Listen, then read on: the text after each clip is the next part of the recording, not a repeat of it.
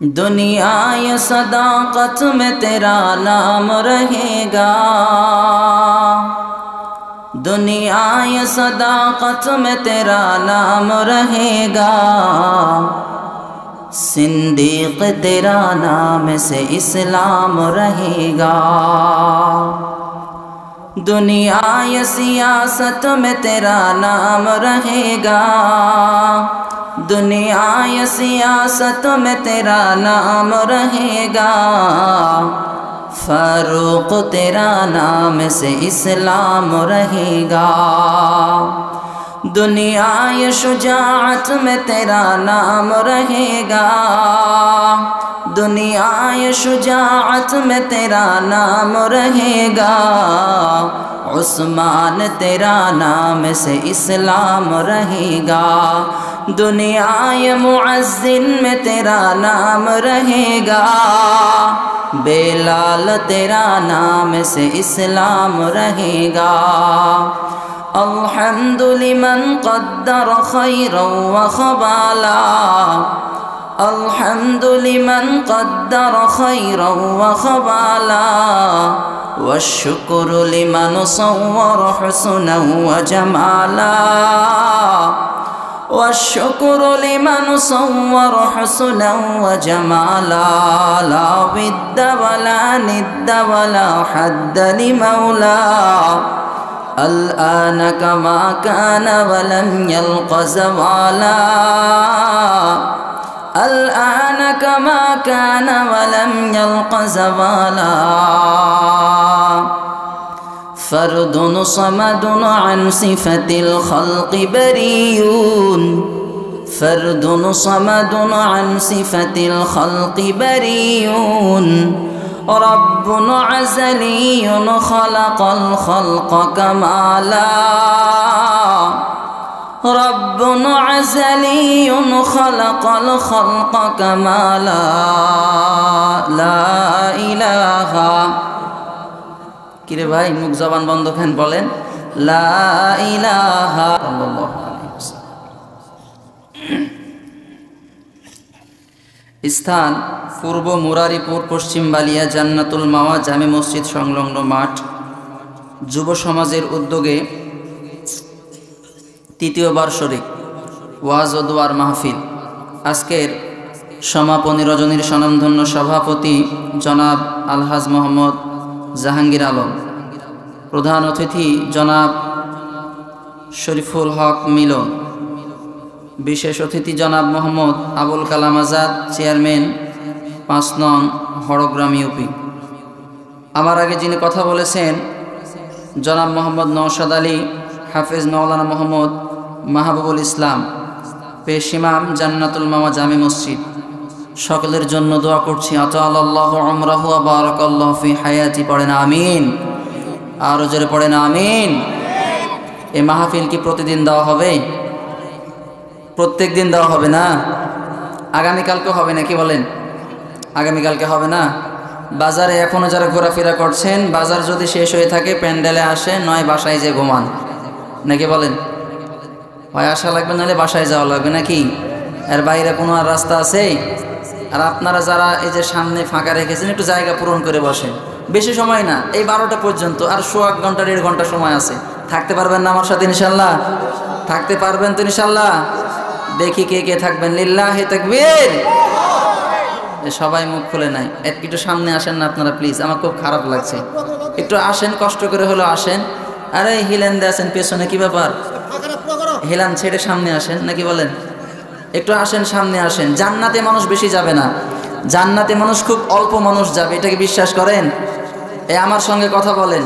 কিয়ামতের মাঠে আমাদের নবীর উম্মত আমরা হব ৭৩ কাতার। কত কাতার? সবাই বলেন কত কাতার? ১ কাতার যাবে জান্নাতে, বাকি ৭২ কাতার কোথায় যাবে? তো জাহান্নামের কাতারের দলে মানুষ বেশি থাকবে, ঠিক কিনা? তো আমরা জান্নাতের কাতারে যাতে আল্লাহ তাআলা কিয়ামতের মাঠে আমাদেরকে দাঁড় করিয়ে দেয়, পড়ি আমিন। আর জোরে পড়েন আমিন। একটা তাকবীর দেন তো, লিল্লাহি তাকবীর। না হয় না, সবাই মুখ খুলে নাই।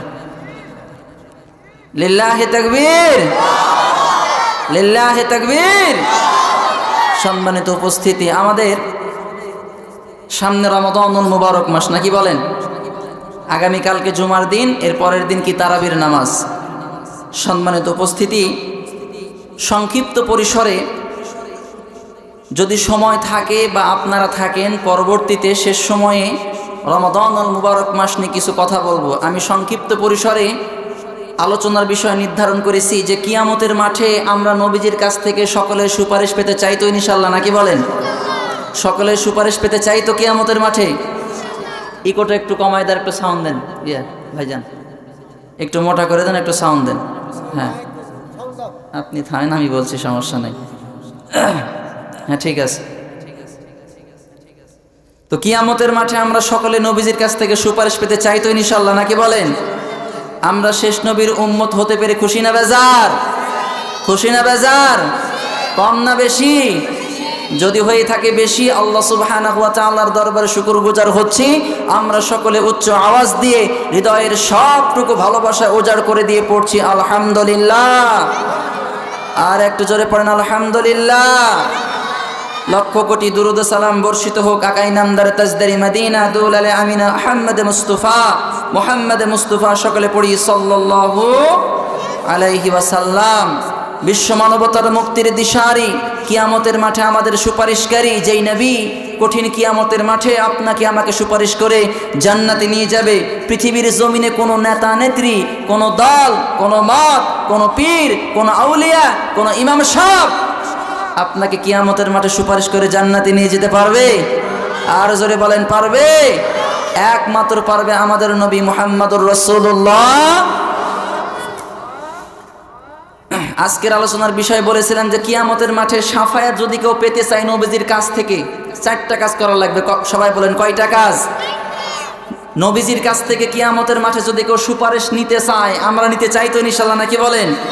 4টা কাজ যদি আপনি করেন তাহলে নবীজির কাছ থেকে কিয়ামতের মাঠে আপনি সুপারিশ পাবেন। সর্বপ্রথম আমরা জানি যে কিয়ামতের মাঠে আমাদের জন্য আল্লাহর নবী সাল্লাল্লাহু আলাইহি ওয়াসাল্লাম কি করবেন? আল্লাহর নবী সাল্লাল্লাহু আলাইহি ওয়াসাল্লাম বলেন, ইয়াউমা ইয়াফিরুল মারউ মিন আখি ওয়া উম্মিহি ওয়া আবি ওয়া সাহিবাতিহি ওয়া বানি লিকুল্লি ইমরিইম মিনহুম ইয়াউমা ইদিন শাআনু ইউগনি। এর আগে আরেকটা হাদিস বলি, একটু মনোযোগ দিয়ে শোনেন ভাই, কোনো দিকে খেয়াল করেন না। মনোযোগ আছে তো আমার দিকে নাকি? অল্প মানুষ দেখে আপনারা ঘাবড়িয়ে যাচ্ছেন নাকি? ঘাবড়ানোর কোনো প্রয়োজন নাই। আল্লাহর নবী বলেন, ইয়াউমা ইউহশারুন নাস ইয়াউমাল কিয়ামাতি হুফাতান উরাতান মুশাতান গুরলা। কিয়ামতের মাঠে মানুষ যখন কবর থেকে উঠবে, মানুষগুলো সব কবর থেকে যখন উঠবে, সব মানুষগুলো কিয়ামতের মাঠের দিকে হাঁটতে থাকবে। আল্লাহর নবী জানিয়েছেন ওই দিন প্রধানমন্ত্রীও হাঁটবে, রিকশাওয়ালাও হাঁটবে, ঠেলাওয়ালাও হাঁটবে, দিন মজুর হাঁটবে, কুলিওয়ালাও হাঁটবে, কোনো অসুবিধা নেই। কারো গায়ে কোনো জামা থাকবে না, কারো গায়ে কোনো পোশাক থাকবে না, কারো পায়ে কোনো জুতা থাকবে না। সবাই থাকবে উলঙ্গ অবস্থায়, সবাই থাকবে ধর্মাক্ত অবস্থায়, সবাই থাকবে পেরেশান অবস্থায়। সবাই যখন কিয়ামতের মাঠের দিকে আমরা যাব, আম্মা জানা আয়েশা সিদ্দিকা রাদিয়াল্লাহু আনহা বলেন, ইয়া রাসূলুল্লাহ, সবাই যদি উলঙ্গ থাকে কিয়ামতের মাঠে, মায়ের সামনে মেয়ে থাকবে উলঙ্গ, বাবার সামনে সন্তান থাকবে উলঙ্গ, সবার কি লজ্জা লাগবে না? আল্লাহর নবী বলেন, আয়েশা ওই দিন তুমি লজ্জার কথা বলো। কিয়ামতের মাঠটা এমন একটা মাঠ, ওই মাঠে কেউ কারো দিকে তাকানোর পর্যন্ত সময় পাবে না, ঘাড় ঘুরিয়ে দেখার মতো সময় পাবে না। ও দুনিয়ার মুসলমান, কিয়ামতের মাঠে আপনি উঠবেন, আমিও উঠব। আল্লাহ রাব্বুল আলামিন বলেন, ইয়াউমা ইয়াফিরুল মারউ মিন আখি। আখি মানে ভাই। আখি মানে কি? সবাই বলেন আখি মানে কি? আলোচনা মুখস্থ করে বাড়ি যাওয়া লাগবে, পারবেন তো ইনশাআল্লাহ? কিয়ামতের মাঠে আল্লাহ সর্বপ্রথম আপনার ভাইয়ের সঙ্গে ভাইয়ের দেখা করিয়ে দেবে। এই যে আল্লাহর কোরআন জানিয়েছেন, ইয়াউমা ইয়াফিরুল মারউ মিন আখি। আখি মানে ভাই। এখানে পৃথিবীতে সবচাইতে বেশি আপনাকে ভালোবাসে আপনার মা, নাকি বলেন? বেশি ভালো মা বাসে না? তাহলে ভাইয়ের কথা কেন দিলেন আমার আল্লাহ? আপনার বাবা মা, আপনার 2টা ভাই আছেন, ছোট ভাইকে যদি কেউ মারধর করে, ছোট ভাই কান্না করতে করতে বাড়িতে আসলো, আপনার মা আছে বাবা আছে, তারা কিন্তু গালিগালাজ করবে আমার সন্তানকে কে মেরেছে, কেন মারলো। কিন্তু যদি বড় ভাই আপনি থাকেন, আপনি কান্নাকাটি করবেন না, হাতে একটা লাঠি নেবেন। কি নেবেন? কথা বলেন। হাতে একটা লাঠি নিয়ে কি বলবেন? চ দেখি তোরে কে মেরেছে, নাকি বলেন? তাহলে পৃথিবীতে সর্বপ্রথম ভাইয়ের বিপদে এগিয়ে আসে ভাই। এই জন্য কিয়ামতের মাঠে আমার আল্লাহ সর্বপ্রথম ভাইয়ের সঙ্গে ভাইয়ের দেখা করিয়ে দেবে। আপনি বলবেন ভাই এই কিয়ামতের মাঠে একটা মাত্র নেকি দাও, এই একটা নেকি হলে আমি জান্নাতে যেতে পারবো। ওই দিন ভাই বলবে দূর হয়ে যা। এরপরে কি হবে? ও উম্মি, মায়ের সঙ্গে দেখা করিয়ে দেবে। কিয়ামতের মাঠে যখন আপনি আপনার মাকে দেখবেন, যেই মা পৃথিবীর জমিনে আপনাকে 10 মাস 10 দিন গর্ভে ধারণ করেছে, যেই মায়ের দুধ আপনি পান করে বড় হয়েছেন, যেই মা আপনাকে নিঃস্বার্থভাবে ভালোবাসা দিয়েছে, কথা বলেন ঠিক কিনা? সেই মায়ের সঙ্গে যখন আপনার দেখা করিয়ে দেবেন, মা কি বলবেন জানেন? দুনিয়ায় আমার বিয়ে হয়নি, আমার সন্তান ছিল না, দূর হয়ে যা। তাহলে কিয়ামতের মাঠটা কি খুব ভালো নাকি ভয়াবহ? না, আমার কথা কি বুঝতেছেন আপনারা? আমি কিন্তু বিষয়ভিত্তিক আলোচনা করে, যদি আমি ছোট মানুষ, আমার জ্ঞান ওই রকম নাই, আপনাদেরকে বুঝিয়ে নেওয়া লাগবে। মিলন ভাই, এটা একটু বন্ধ করে দেন, তখন কানে খালি ঢাপ ঢাপ করে বাজতেছে মনে হয়েছে। এ দুইটা বন্ধ করে দেন, এ দুইটা বন্ধ করে, হ্যাঁ ওই দুইটা থাক, ওই বক্স আর ওই বক্স। এই যে সুন্দর লাগছে, ঠিক আছে না? এরপরে মা যখন বলবেন ও সন্তান দূর হয়ে যা, আমার দুনিয়ায় কোনো সন্তান ছিল না। এরপরে ওয়াবি, বাবা, যেই বাবা পৃথিবীর জমিনে আপনাকে মানুষ করার জন্য হাড় ভাঙা পরিশ্রম করেছে, সেই বাবা কিয়ামতের মাঠে আপনাকে দেখে বলবে আমার দুনিয়ায় কোনো সন্তান ছিল না। ওয়াবি, বাবাও যখন বলবে দূর হয়ে যা, ওয়াসাহিবাতিহি ওয়াবানি, আত্মীয় স্বজন পাড়া প্রতিবেশী কেউ আপনাকে কিয়ামতের মাঠে সাহায্য করার জন্য আসবে না। সব মানুষগুলো এবার যাবে কোথায়? আমাদের আদি পিতা আবুল বাশার সাইয়েদেনা আদম আলাইহিস সালামের কাছে। আলোচনা সামনে আসতে একটু মনোযোগ দিয়ে শোনেন। যখন সবাই আমরা আদি পিতা আবুল বাশার আদম আলাইহিস সালামের কাছে যাব, যাওয়ার পরে বলবো আদি পিতা এই যে কিয়ামতের মাঠটা এমন একটা মাঠ, যেই মাঠে আমার আল্লাহ কহার নাম ধারণ করবেন। আমার আল্লাহর নাম রহমান, আমার আল্লাহর নাম গফফার, তেমন আমার আল্লাহর নাম কহার। কিয়ামতের মাঠে আমার আল্লাহ যখন কহার নাম ধারণ করবেন, কিয়ামতের মাঠটা থরথর করে কাঁপা শুরু হয়ে যাবে। ওই কিয়ামতের মাঠে এমন অবস্থা হবে, আদম আলাইহিস সালাম বলবেন আমিও পারবো না, দূর হয়ে যাও তোমরা। এবার আমরা সবাই যাব কার কাছে? আমাদের জাতির পিতা ইব্রাহিম আলাইহিস সালামের কাছে। আমাদের জাতির পিতা কে বলেন তো? আরো জোরে বলেন কে? এখন আর ভয় আছে বলতে? জাতির পিতা ইব্রাহিম আলাইহিস সালামের কাছে সবাই আমরা যাব। যাওয়ার পরে বলবেন আমিও পারবো না, দূর হয়ে যাও। এরপরে আমরা যাব কার কাছে?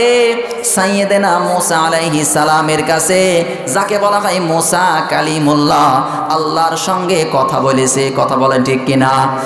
জলিলুল কদর নবী বলা হয়, পাওয়ারফুল নবী বলা হয়। সেই নবীও বলবে আমিও পারবো না। কারণ কি জানো? দুনিয়াতে আমি একজনকে এক থাপ্পড়ে মেরে ফেলেছিলাম, না জানি আল্লাহ আজকে আমার সঙ্গে কি আচরণ করে, আমিও পারবো না, দূর হয়ে যাও। এরপরে আমরা যাব সবাই ঈসা আলাইহিস সালামের কাছে। ঈসা নবী বলবে আমিও পারবো না, তবে সব জায়গায় গিয়ে লাভ নাই, চলে যাও মুহাম্মাদুর রাসূলুল্লাহ সাল্লাল্লাহু আলাইহি ওয়াসাল্লামের কাছে। এবার মূল পয়েন্টে আসলাম। আপনার আলোচনা কি বুঝতেছেন আমার? আল্লাহর নবী সাল্লাল্লাহু আলাইহি ওয়াসাল্লাম ওই সময় কি করবেন? কিয়ামতের মাঠে সব মানুষগুলো, নবীগুলো ইয়া নাফসি ইয়া নাফসি, আল্লাহ আমারে বাঁচাও আমারে বাঁচাও। কিন্তু আপনার নবী, আমার নবী আল্লাহর আরশের ছায়ায় বসে সেজদায় অবনত হয়ে বলবেন ইয়া উম্মতি, আল্লাহ তুমি আমার উম্মত রে বাঁচাও। আল্লাহ তাআলা বলবেন হে নবী ইরফা রাসাক, মাথা উঠান, সাআলতু আপনি চান, ওয়াশফাআতু শাফাআ, এই কিয়ামতের মাঠে আপনি কার জন্য শাফায়াত করবেন? আমি আল্লাহ আপনার শাফায়াত কবুল করে ওই বান্দাকে জান্নাতুল ফেরদাউস নসিব করে দেব। আর জোরে পড়েন সুবহানাল্লাহ। তাহলে কিয়ামতের মাঠে আল্লাহর নবী আপনাকে আমাকে সুপারিশ করতে পারবে? কোন পীরের ক্ষমতা আছে? আরো জোরে বলেন, কোন পীরের ক্ষমতা আছে? কোন নেতার ক্ষমতা আছে? কোন নেত্রীর ক্ষমতা আছে? কিয়ামতের মাঠে নবীর কাছ থেকে কে কে আমরা শাফায়াত চাই? দুইটা হাত তুলে আমার আল্লাহর দেখান। লিল্লাহি তাকবীর, লিল্লাহি তাকবীর। হাত নামান। তাহলে কিয়ামতের মাঠে নবীজির কাছ থেকে সুপারিশ নেবেন তো আপনারা, নাকি বলেন? নেবেন তো সবাই? তো সুপারিশ কি মাংনা মাংনা পাওয়া যাবে? মাংনা মাংনা পাওয়া যাবে? সুপারিশ করতে কয়টা কাজ লাগবে বলেছিলাম বলেন তো সবাই? আমার কথা বুঝতেছেন আপনারা না? তো বাংলা ভাষায় কথা বলছি, হিন্দিতে তো বলছি না। দেখি চারটা বয়ান, চারটা পয়েন্ট কে কে মনে রাখতে পারেন? সামনে রমাদানুল মুবারক মাস, রমজান মাসের রোজা আছে, তারপরে আপনার তারাবির নামাজ আছে, সব আপনার জীবনে ঠিকঠাক। এই চারটা বিষয় যদি আপনার ভিতরে না থাকে, আপনি কিয়ামতের মাঠে নবীজির কাছ থেকে সুপারিশ পাবেন না। আর যদি সুপারিশ না পান, আপনার ঠিকানা কি জান্নাত নাকি জাহান্নাম? জান্নাত নাকি জাহান্নাম? এই চারটা বিষয় আলোচনা করার আগে আমি আরেকবার দেখি একটা তাকবীর দিতে চাই। লিল্লাহি তাকবীর। হয় নাই, হয় নাই, যাতে বোঝা না যায় যে এই মুরারিপুরের মানুষ এই রকম, ওনারা তাফসির দেব, ওনারাই নেই। বদনাম আমার হবে না? আমার হবে? আমার কি বদনাম হবে? এই গ্রামে কি কটাই মানুষ না আরো ছিল? আরো ছিল না? ওদের নসিবে জুটে নাই, নাকি বলেন? ওদের নসিবে জুটেছে? জুটে নাই। আমরা এসেছি একটা জান্নাতের বাগান। আল্লাহ তাআলা কবুল করুক, পড়ে না আমিন। তো কেউ মুখ বন্ধ রাখবেন না, সবাই তাকবীর দেবেন। লিল্লাহি তাকবীর। তাও দেয় না, ওই সাইডে দেয় না আর পিছনে দেয় না। লিল্লাহি তাকবীর। ও মুখই খুলে না। কি রাগ করেছেন নাকি আমার উপর আপনারা? না, রাগ করিয়েন না, রাগ করলে বলিয়েন। তাকবীর দেওয়ার কথা আমি বলি নাই, আল্লাহ সুবহানাহু ওয়া তাআলা বলেন, দুনিয়ার মুসলমান তোমরা তাকবীর দাও তোমার রবের নামে, অরাব্বাকা ফাকাব্বির। যখন তোমরা তোমার রবের নামে তাকবীর দেবে, আমরা এই মুরারিপুরের ময়দানে তাকবীর দেব। সেই তাকবীর আল্লাহ সুবহানাহু ওয়া তাআলা পৌঁছে দেবেন ভারতে। কথা বলেন ঠিক কিনা? সেখান থেকে লেবাননে, সেখান থেকে আরাকানে, সেখান থেকে ফিলিস্তিনে, সারা বিশ্বের মুসলমানের কলিজে প্রসারিত হবে। আর কাফের, বেঈমান, মুশরিক, নাস্তিক, মুনাফিক যেই মানুষগুলো বিগততে ক্ষমতার জোরে তাফসীর মাহফিলগুলো বন্ধ করে দিয়েছে, এদের ক্ষমতার ভিতরে আমার আল্লাহ ভয় ঢুকিয়ে দেবে। কথা বলেন ঠিক কিনা? এজন্য আল্লাহর নামের তাকবীর দিয়ে পড়েন, লিল্লাহি তাকবীর, লিল্লাহি তাকবীর। আল্লাহ তুমি তাকবীরগুলো কবুল করো না, পড়ে না আমিন। আর জোরে পড়েন আমিন। তাহলে কিয়ামতের মাঠে নবীজির কাছ থেকে আমরা সুপারিশ নিতে চাই। ও দুনিয়ার মুসলমান, সুপারিশ মাংনা মাংনা পাওয়া যাবে না। একটু মনোযোগ দিয়ে শোনেন। কেউ যদি নবীজির কাছ থেকে সুপারিশ নিতে চায়, এক নাম্বার কি? ইসলামের পথে টিকে থাকতে হবে ঈমান নিয়ে। আমি কিন্তু পরে আবার বলবো যে এই কটা বলেছিলাম, বলেন যদি বলতে পারেন পুরস্কার আছে। ইসলামের পথে এক নম্বরে টিকে থাকা লাগবে কি নিয়ে বলেন তো? না, সবাই বলছে না। ইসলামের পথে টিকে থাকা লাগবে ঈমান নিয়ে। অনেকে বলে ইসলামের পথে আসি কিন্তু নামাজ পড়বো না, ঈমান আছে? আরো জোরে বলেন। ইসলামের পথে আসি, রোজা রাখবো না, মাথায় টুপি আছে, নামাজ পড়বো না, ঈমান আছে? ইসলামের পথে টিকে থাকা লাগবে ঈমান নিয়ে। আর ইসলামের পথে ঈমান নিয়ে টিকে থাকতে গেলে এ পৃথিবীর জমিনে জালেম যারা, তারা জুলুম, নির্যাতন, নিপীড়ন চালাবে। কথা বলেন ঠিক কিনা? এই জন্য মুসলমান, কিয়ামতের মাঠে নবীজির কাছ থেকে সুপারিশ যদি আপনি নিতে চান, ঈমান নিয়ে টিকে থাকা লাগবে। ইসলামের পথে জীবন যাবে, ঈমান দেওয়া যাবে। আর জোরে বলেন যাবে। ঈমানের পথে অবিচল থেকে আমার মরণ যেন হয়। ঈমানের পথে অবিচল থেকে আমার মরণ যেন হয়। তোমারই কাছে মিনতি আমার, তোমারই কাছে মিনতি আমার। ও গো মহামহিয়ান, ঈমানের পথে অবিচল থেকে আমার মরণ যেন হয়। পড়ে না আমিন, আর জোরে পড়ে না আমিন। তাহলে এক নম্বর বিষয়, ইসলামের পথে টিকে থাকতে হবে কি নিয়ে? আর জোরে বলেন কি নিয়ে? ঈমান নিয়ে টিকে থাকতে গেলে পৃথিবীর জমিনে বালা মুসিবত, জুলুম, জেল, নির্যাতন, নিপীড়ন এগুলো আসবে না আসবে না? আর জোরে বলেন আসবে না আসবে না? এ পৃথিবীর জমিনে খুব মনোযোগ দিয়ে শোনেন, ইসলামের পথে টিকে থাকতে হলে ঈমান নিয়ে জুলুম, নির্যাতন, নিপীড়ন নেমে আসবে। শুধু তাই নয়, আল্লাহর নবী সাল্লাল্লাহু আলাইহি ওয়াসাল্লাম ওনার মতো নবী মানুষ, ঈমানওয়ালা মানুষ পৃথিবীতে আর আসবে? আর জোরে বলেন আসবে? সেই নবীর ওপর যদি জুলুম, নির্যাতন, নিপীড়ন নেমে আসতে পারে, আমাদের ওপর আসবে না আসবে না? আর জোরে বলেন আসবে না আসবে না? খুব মনোযোগ দিয়ে শোনেন, আল্লাহর নবী সাল্লাল্লাহু আলাইহি ওয়াসাল্লাম কাবার হাতিমে হেলান দিয়ে বসে আছেন। নবীজির চোখ দিয়ে বছর নয়নে পানি ঝরছে। হযরতে আনাস রাদিয়াল্লাহু আনহু আসার পরে বলেন, ইয়া রাসূলুল্লাহ, আপনি কাঁদতেছেন কেন? আপনি কাঁদতেছেন, আমারে বলেন। আল্লাহর নবী বলেন, আনাস, আমি কাঁদি এই জন্য, তুমি কি জানো আমার সাহাবী হযরতে বেলাল ইসলাম আনার কারণে তার বুকের উপরে উত্তপ্ত বালুর উপরে শুইয়ে দিয়ে বুকের উপরে পাথর চাপা দিয়ে দেওয়া হয়েছে। শুধু তাই নয়, ইসলামের পথে থাকার কারণে আমার সাহাবী খাব্বাব বিন আরায়াত তার পিঠের উপরে লোহা গরম করে সেঁক দেওয়া হচ্ছে। পিঠের গোস্তগুলো, রক্তগুলো, চর্বিগুলো সব ঝরে ঝরে জমিনে পড়ে যায়। হযরতে আম্মার বিন ইয়াসির রাদিয়াল্লাহু আনহু দুইটা পা দুইটা ঘোড়ার সঙ্গে বেঁধে দেওয়া হয়েছে। দুইটা ঘোড়া দুই দিকে তাড়িয়ে দেওয়া হয়। হযরতে আম্মার মাঝখান থেকে ছিঁড়ে গেছে। আল্লাহর নবী বলেন, আনাস, এতগুলো দুঃখ কষ্ট সব আমার মনের ভিতরে জমা। শুধু তাই নয়, আমার সাহাবীদের উপরে জুলুম নির্যাতন চলছে। আমার সন্তানগুলো আমার আল্লাহ একটা একটা করে উঠিয়ে নিল সব। আল্লাহর নবীর সন্তান ছিল তিনটা, তৈয়ব, কাসেম, ইব্রাহিম। আল্লাহর নবী বলেন, আনাস, আমার সন্তানগুলোকে আমার আল্লাহ একটা একটা করে নিয়ে নিলেন শিশু অবস্থায়। আমার চাচা আবু লাহাব সমানে বদনাম করে, আমার চাচি উম্মে জামিল আমার নামে বদনাম করে, আমি নাকি হাট করে লেজ কাটা নির্বংশ। আমার নিজের মানুষগুলো আমার উপরে এইরকম ভাবে বদনাম করে। আনাস, এতগুলো দুঃখ কষ্ট তুমি বলো, আমি হাসবো নাকি কাঁদবো? হযরতে আনাস কথাগুলো শোনার পরে তিনিও কাঁদতে লাগলেন। কিছুক্ষণ পর আল্লাহর নবীর দুই ঠোঁটের মাঝখান থেকে হাসির ঝিলিক বের হয়। পড়েন সুবহানাল্লাহ। ও দুনিয়ার মুসলমান, কোন মানুষ যদি কাঁদে, কিছুক্ষণ পর যদি হাসে, রহস্য আছে না নাই? আর জোরে বলেন আছে না নাই? হযরতে আনাস রাদিয়াল্লাহু আনহু বলেন, ইয়া রাসূলুল্লাহ, আপনি এই তো কাঁদছিলেন, আবার হাসেন কেন? আল্লাহর নবী বলেন, আনাস, আমি নবী, তুমি নবী না। আমি যা দেখি তুমি তা দেখো না। এই মুহূর্তে আমার কাছে আমার আল্লাহ সূরা কাউসার নাজিল করে গেল।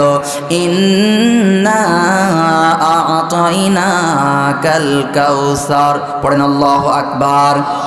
ও দুনিয়ার মুসলমান, আল্লাহ তাআলা নবীকে পানির সুসংবাদ দিলেন। কাউসার মানে পানি।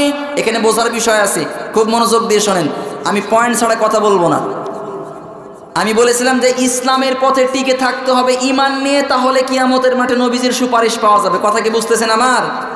নবীজির ওপরে জুলুম নির্যাতন নিপীড়ন চলে, সাহাবীদের ওপরে জুলুম নির্যাতন নিপীড়ন চলে, নবীজির সন্তানগুলো মারা গেল, আর আমার আল্লাহ নবীকে কাউসার দিয়ে সান্ত্বনা দেয়, পানি দিয়ে সান্ত্বনা দেয়। এটা কি মিলছে? না, কথা বুঝেন, এটা কি মিলছে? মিলে না তো। যদি জুলুম নির্যাতন বন্ধ হয়ে যেত, কথা হতো, মিলতো। যদি আর একটা সন্তান দিয়ে বলতো নবী সন্তান দিলাম, অসুবিধা নেই, মিলতো নাকি বলেন? কিন্তু নবীকে পানি দিয়ে সুসংবাদ কেন আমার আল্লাহ দিলেন? জানার দরকার আছে না নাই? আমার আল্লাহ জানাতে চাই, হে নবী, অসুবিধা নেই। পৃথিবীর জমিনে যারা ঈমান নিয়েছিল, হযরতে বেলালের ঈমান ছিল কি ছিল না? হযরতে আম্মারের ঈমান ছিল কি ছিল না?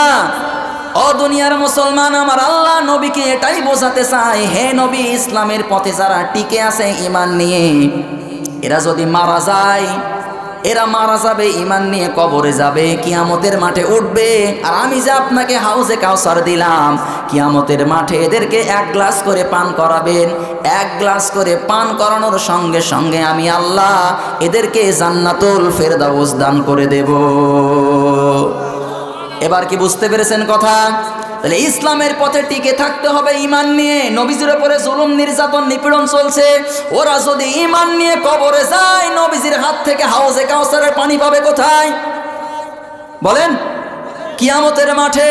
তাহলে আমরাও যদি ঈমান নিয়ে পৃথিবীর জমিন থেকে বিদায় নিতে পারি, কিয়ামতের মাঠে নবীজির কাছ থেকে হাউজে কাউসারের পানি পাবো কি পাবো না? আরো জোরে বলেন, পাবো কি পাবো না? ও দুনিয়ার মুসলমান, এই জন্য আমার আল্লাহ নবীকে কাউসার দিয়ে সান্ত্বনা দিলেন, এই জন্য নবীজি হাসছিলেন। দ্বিতীয় নাম্বারে নবীজির সন্তানগুলো মারা গেল। কেন নবীজির সন্তানগুলো মারা গেল? এই কান লাগানের দিকে খেয়াল করেন, বেশি সময় নেই, আর আধা ঘন্টা আলোচনা করবে, আপনারা ছেড়ে দেবো নাকি বলেন? হ্যাঁ, দেখি কতক্ষণ থাকেন আপনারা, আমার সমস্যা নেই। একটু সাউন্ড দেন তো, একটু সাউন্ড দাও, হালকা হালকা একটু। আচ্ছা থাক, দিয়েছ? আচ্ছা থাক। নবীজির সন্তানগুলো মারা গেল। কেন সন্তানগুলো মারা গেল? আল্লাহ রাব্বুল আলামিন সূরা আহজাব 40 নম্বর আয়াতের ভিতরে বলেন, মা কানা মুহাম্মাদুন আবা আহাদিম মির রিজালিকুম ওয়ালাকির রাসূলুল্লাহি ওয়া খাতামান নাবিয়্যিন। পড়েন আল্লাহু আকবার। আল্লাহর নবী শেষ নবী, শেষ রাসূল, এরপরে শেষ নবী রাসূল কি আর আসবে? আরো জোরে বলেন, আসবে? আসবে না। আমার আল্লাহ জানায়, হে নবী আপনি তো শেষ নবী এবং রাসূল। অনেক নবীর সন্তান পৃথিবীতে নবী ছিল। কথা বলেন, দাউদ নবীর সন্তান, সুলাইমান নবী। কথা বলেন ঠিক কিনা? ইব্রাহিম নবীর সন্তান ইসমাইল নবী। হে নবী আপনি তো শেষ নবী। এই যে মা কানা মুহাম্মাদুন আবা হাদিম মির রিজালিকুম ওয়ালাকির রাসূলুল্লাহ, হে নবী আপনি শেষ নবী, আপনি তো অ্যাডাল্ট পুরুষের পিতা না। আপনার সন্তানগুলো যদি পৃথিবীর জমিনে বেঁচে থাকতো, আপনার এমন কিছু আবেগওয়ালা উম্মত পৃথিবীতে থাকতো, যেহেতু অনেক নবীর সন্তান নবী ছিল, আপনার সন্তানদেরকেও তারা গদ্দি নসী নবী বানিয়ে ফেলতো। কথা বলেন ঠিক কিনা? এই জন্য নবীজির সন্তানগুলোকে আমার আল্লাহ উঠিয়ে নিলেন। কিন্তু জানাতে চাই, হে নবী এই যে রিজাল্ট, আমি তো শুধু আপনাকে একক সন্তানের বাবা বানাই নাই। পৃথিবীর জমিনে আপনার 3টা সন্তান যদি থাকতো, আপনার সম্মান নিয়ে যদি কেউ ভুলণ্ঠিত করত, এই সন্তানগুলো বাবার সম্মান বাঁচাতে সাহায্য করত না। আরো জোরে বলেন, করতো কি করতো না? হে নবী, 1টা সন্তান নয়, 2টা সন্তান নয়, 3টা সন্তান আমি আপনার নিয়ে নিলাম। প্রয়োজনে কোটি কোটি রুহানি সন্তান আপনাকে দেব। পৃথিবীর জমিনে আপনার সম্মান নিয়ে, ইজ্জত নিয়ে কেউ যদি ভুলণ্ঠিত করে, কোটি কোটি রুহানি সন্তানগুলো ইজ্জত সম্মান বাঁচাতে তারা তাদের জীবন পর্যন্ত দিয়ে দেবে। আমরা নবীজির রুহানি সন্তান। কথা বলেন ঠিক কিনা? এই জন্য আমরা সব জায়গায় এক হতে পারলে এক জায়গায় পারি না। খুব মনোযোগ দিয়ে শোনেন। তুমি আমারে গালি দাও, কোনো অসুবিধা নেই, আমার দাদারে গালি দাও, কিছুই বলবো না। কিন্তু আমার রাসূলকে নিয়ে কথা বললে, আল্লাহর নবীকে নিয়ে কথা বললে, নবীজির স্ত্রীদেরকে নিয়ে কথা বললে, এ বাংলার জমিনে আর কোনো ছাড় দেওয়া হবে না। কথা বলেন ঠিক কিনা? এই নবীজির জন্য জীবন দিতে, রক্ত দিতে পারবেন তো ইনশাআল্লাহ? আর জোরে বলেন, পারবেন তো ইনশাআল্লাহ? কে কে পারবেন দেখে লিল্লাহে তাকবীর, লিল্লাহে তাকবীর। ও দুনিয়ার মুসলমান, যদি প্রয়োজন হয় বাংলার জমিনের মুসলমান সব সহ্য করতে পারে, আল্লাহর নবীরকে নিয়ে যে কেউ যদি ব্যঙ্গ করে, কটূক্তি করে, আল্লাহর নবীর স্ত্রীদেরকে নিয়ে যদি কেউ কটূক্তি করে, ব্যঙ্গ করে, এই বাংলার জমিনের মুসলমান প্রয়োজনে রক্ত দেবে, জীবন দিবে, এরপরও বাতিলের সামনে মাথা নত করবে না। আর নবীজির দুশমনদেরকে এই বাংলার জমিনে ছাড় দেওয়া হবে না। কথা বলেন ঠিক কিনা? আল্লাহর নবীর জন্য কে কে জীবন দিতে পারবেন? দুহাত তুলে আমার আল্লাহরে দেখান।